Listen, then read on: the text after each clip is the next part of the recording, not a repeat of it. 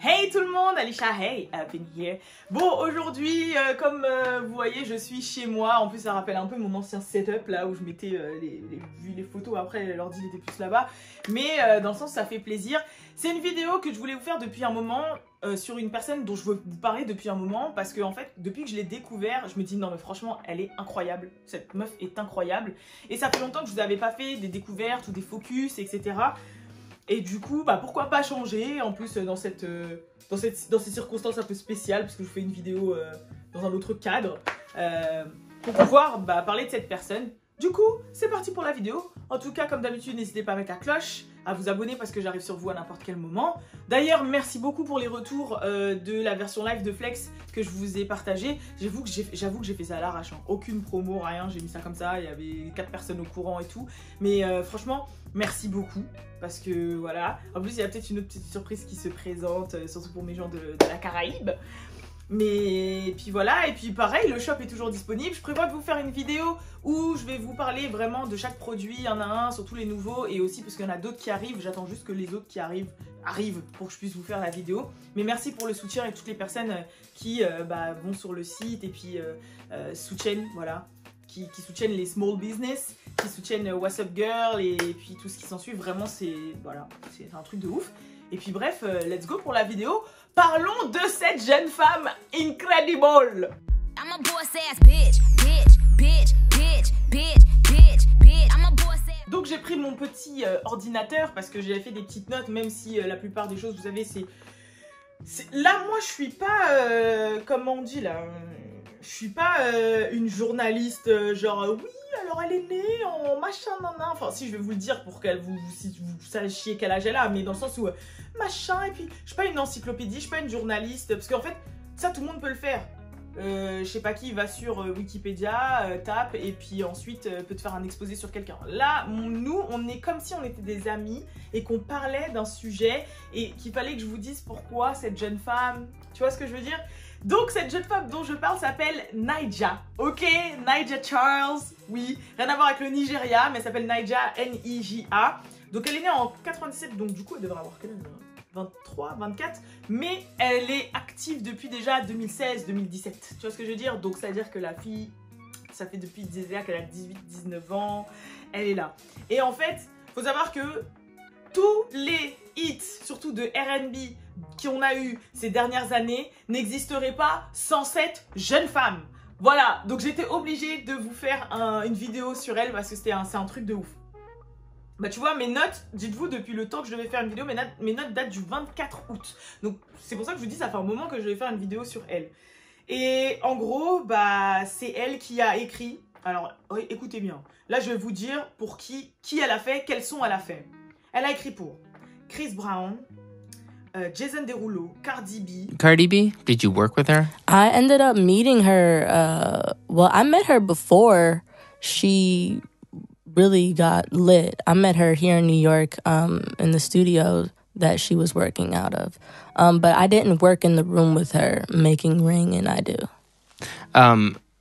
Ring and I Do, Ring featuring Kehlani, I Do featuring SZA. Yep. You just kind of got like the trifecta of you know, the 2019 royalty, Yeah.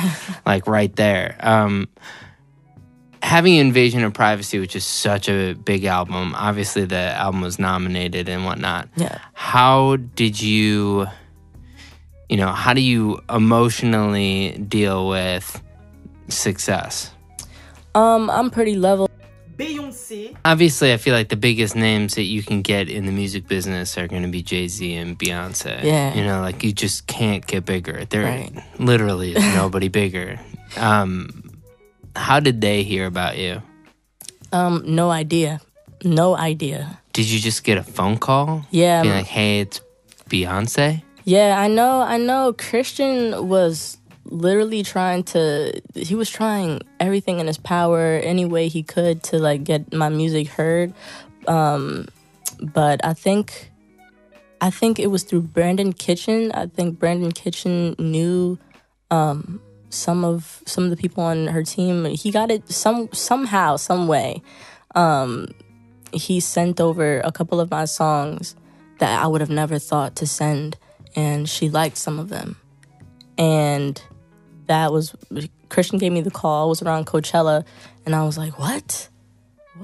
Beyonce likes some of the songs? And then that was crazy. Yeah, that was like the first, the beginning of me and Beyonce's, relationship.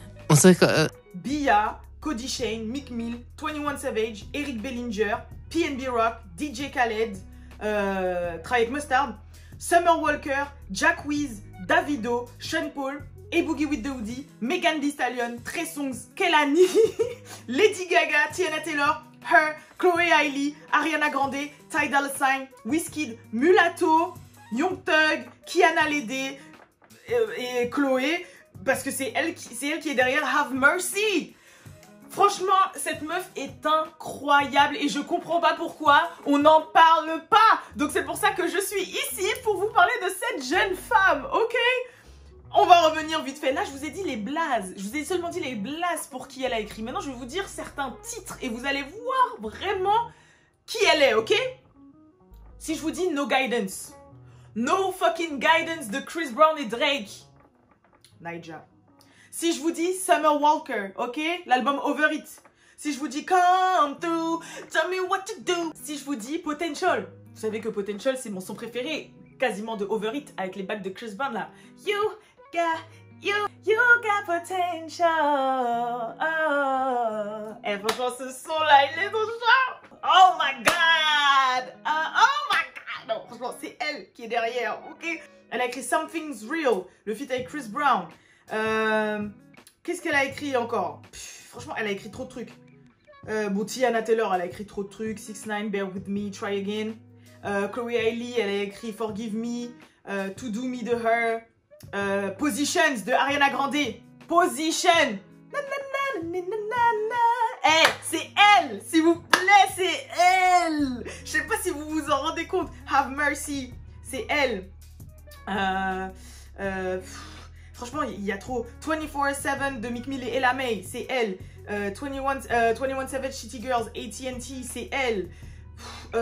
C'est elle qui a écrit I Do et Ring Ring Ring Ring avec Kehlani, la Cardi B, c'est elle. En fait, je sais pas comment vous expliquer. Genre, le R&B, Bia, elle a écrit pour en fait, je sais pas comment vous expliquer. Genre, le R&B n'existerait pas sans cette femme. Ah, vous voulez savoir qu'est-ce qu'elle a écrit pour Beyoncé? Elle a écrit Black is King. Elle a écrit le son Water, son feat avec Pharrell Williams là. Et elle a écrit aussi Nana Good Thing My Power. My Power. My Power. De toute façon, elle est créditée. Non, franchement, cette jeune femme, c'est trop. Cette jeune femme, c'est trop. Et je me suis dit, mais wesh. Elle a écrit aussi pour Beyoncé et Jay-Z, Heard About Us, Love Happy, pour l'album The Carter. Ouh, désolé. Elle a écrit le hit de Lady Gaga et Ariana Grande là. Rain on me, eh, eh. Rain on me, eh, eh. Tu vois ce son là d'Ariana Grande et Lady Gaga? C'est elle. Franchement, c'est trop. Bon, No Guidance de Drake, je vous l'ai déjà dit. Mais bref, tout ça pour vous dire que cette jeune femme, c'est trop. Donc là, je sors là de son truc. Mais pour dire que c'est trop. Donc, il faut savoir qu'elle nous vient du New Jersey. Donc, c'est la région juste à côté de New York. Et que, en fait, elle a commencé la musique. Pourquoi? Parce qu'elle avait pas trop d'âge d'écart entre son oncle et sa tante. Et eux, ils s'amusaient à faire des instrumentales un petit peu sur les logiciels d'instrumental. Et ses parents étaient déjà dans la musique. Son père est DJ, un peu old school, du New Jersey. Le style un peu New Jersey de la musique, c'est les trucs graves. Je vais vous mettre une vidéo, vous allez voir. Mais c'est un style, le New Jersey, c'est un truc de ouf.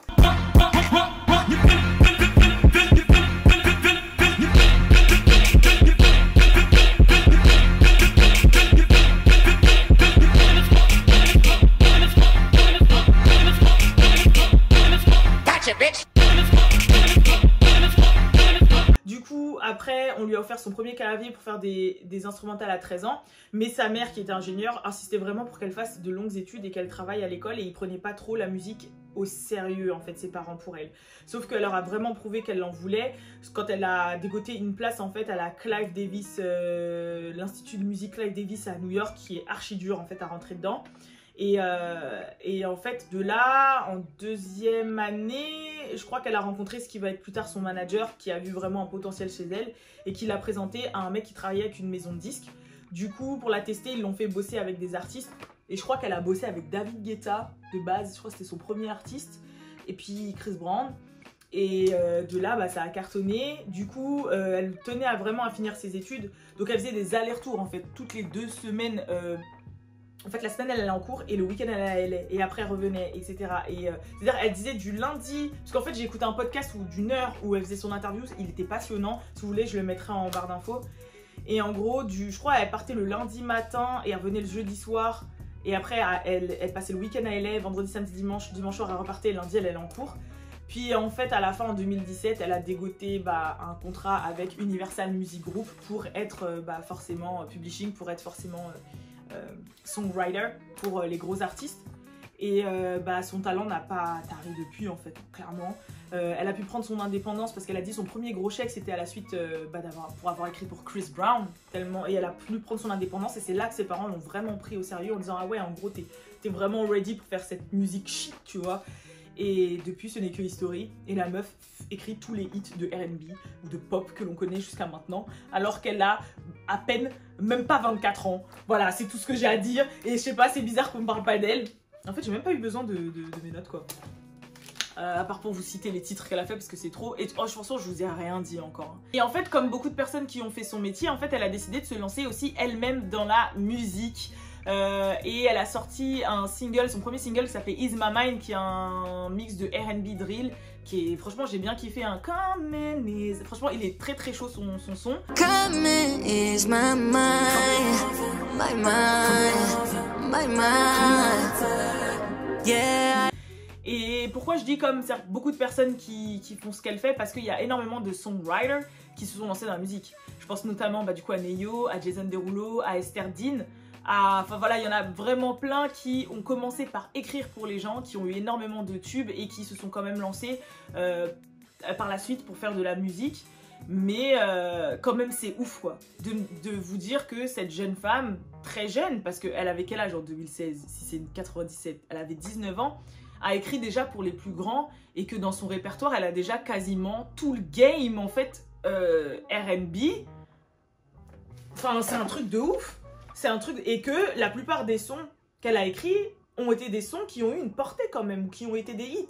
Et qu'à son âge, elle est déjà multiplatinum, elle a été nominée au Grammy, et si je dis pas de bêtises, elle a gagné un Grammy, parce que c'était avec Beyoncé pour Black is King.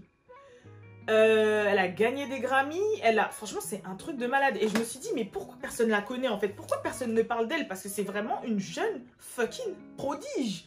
Genre, et pour moi je me suis dit c'est pour ça que j'ai créé What's Up Girl en fait. C'est pour mettre des jeunes femmes comme ça en avant. Des femmes qui sont un peu dans l'ombre, qui font des trucs de ouf, que rares sont les personnes, que pas beaucoup de monde connaissent, et qu'en fait c'est des gens qui sont incroyables. Franchement moi depuis que je l'ai découvert, je suis passionnée par cette jeune femme, genre clairement, je sais pas comment vous dire, genre je me dis mais wesh, tous les sons là qui ont cartonné, qui nous parlent, c'est elle. Et du coup bah forcément le prochain projet de Summer Walker, ça va même pas m'étonner qu'elle va être dessus. De toute façon elle a dit que elle et Summer, elles travaillent tout le temps ensemble en fait. First one is Summer Walker, who I think is could be one of those people that's like the day ones. Feels like it's so early in her career, but there's so much buzz about her. Do you think that is that one of those relationships that you're talking about? Do you feel like that could be a situation where you could build a career with an artist like that? Yeah, me and Summer Walker have so much music out and coming out at the same time. You know, I think me, her, and London have just created this system that works. You know, it works for all of us. What's that system like? Me helping co-writing her situations, and, you know, him producing the track, and, you know, her performing it. It works out. Sure. Mm-hmm. And then we have to talk about The Lion King. Man, yeah, The Lion King. I think on some level, especially because, you know, you grew up. Elles sont en studio ensemble, elles écrivent ensemble, etc. Qu'elles sont très proches. Elle l'a dit dans son podcast. Donc du coup je pense clairement que le prochain album de Summer qui va sortir là au mois de novembre, le 5 novembre exactement, il y aura beaucoup de Naija crédité en tant que songwriter. Et d'ailleurs on va en parler un petit peu là de l'album de Summer Walker s'il vous plaît. Donc là sa promo elle est ouf, je suis désolée, sa promo est super inventive et elle est ouf.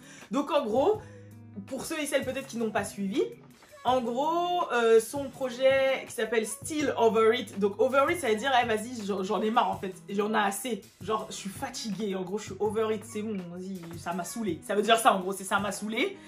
Et elle a décidé d'appeler son deuxième album Still Over It, genre en gros ça me saoule toujours. Franchement je l'aime trop, je suis désolée mais en gros vas-y c'est bon, je suis toujours fatiguée, c'est bon. Et de base, déjà, elle voulait faire l'annonce lors des BET Hip Hop Awards qui ont eu lieu. Sauf que comme elle n'est pas vaccinée contre là ou le Covid, franchement le ou là, vous l'appelez comme vous voulez. Du coup, elle n'a pas pu assister. Et elle comptait faire l'annonce pendant les BET Hip Hop Awards. Mais du coup, comme elle n'a pas pu assister, elle a décidé de faire l'annonce elle-même en mettant un rétroprojecteur sur un bâtiment, machin, nana. Donc là, on a su que ça arrivait.